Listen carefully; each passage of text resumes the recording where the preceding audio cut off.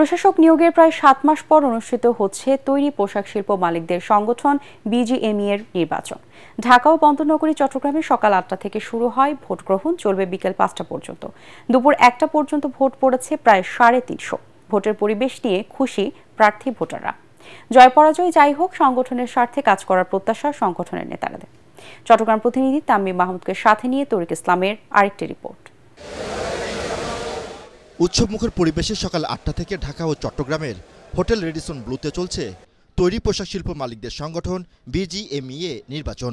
এবারের নির্বাচনে ভোটের যুদ্ধে লড়ছেন সম্মিলিত পরিষদ, সম্মিলিত ফোরাম ও নতুন জোট ঐক্য পরিষদের ৭৬ জন প্রার্থী।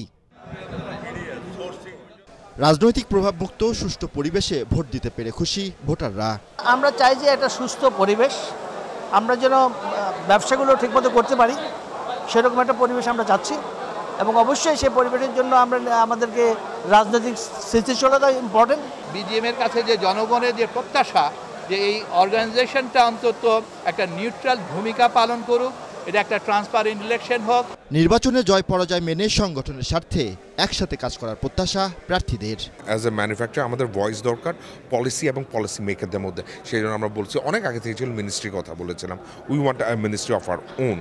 নীতি নির্ধারণের ইস্যুগুলো আছে, অনেক পলিসি সাপোর্টের ইস্যু আছে, ইন্টারন্যাশনাল কিছু ইস্যুজ আছে। এগুলো নির্বাচিত বডি ছাড়া এটা কোনোভাবেই ট্যাকেল করা সম্ভব না। আমরা এক্সপেক্ট করছি যে এই লিডারশিপ এবং এই সমন্বয় অনেক কাজে দিবে ইনশাআল্লাহ। আমাদের লজিস্টিক যারা সাপোর্ট দেয়, এনবিআর, বাংলাদেশ ব্যাংক, এদের সাথে বসে সুন্দরভাবে যাতে সমাধান করতে পারে। লজিস্টিক খরচ না কমলে আমরা আমাদের মার্কেট ধরে রাখতে পারবো।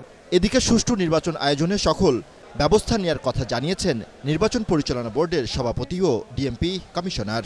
আগামী নির্বাচনেও আমরা একই রকম সবাই সম্মিলিতভাবে চেষ্টা করে জাতির জন্য এদেশের ইতিহাসের সবচেয়ে ভালো নির্বাচন অনুষ্ঠানের ব্যবস্থা করব। আমি এখন পর্যন্ত খুশি না, খুশির উপরে শুধু কিছু নন ভোটার যাদের এখানে আসার কথা না, তারা ওখানে জটলা পাকিয়েছিল। আমাদের পুলিশের সহযোগিতায় আমরা ওইটা রিমুভ করেছি। তবে ভোট কেন্দ্রে গণমাধ্যমের প্রবেশে নিষেধাজ্ঞা থাকায় ভোটারদের মাঝে মিশ্র প্রতিক্রিয়া দেখা যায়। তরিক ইসলাম, এটিএন বাংলা, ঢাকা।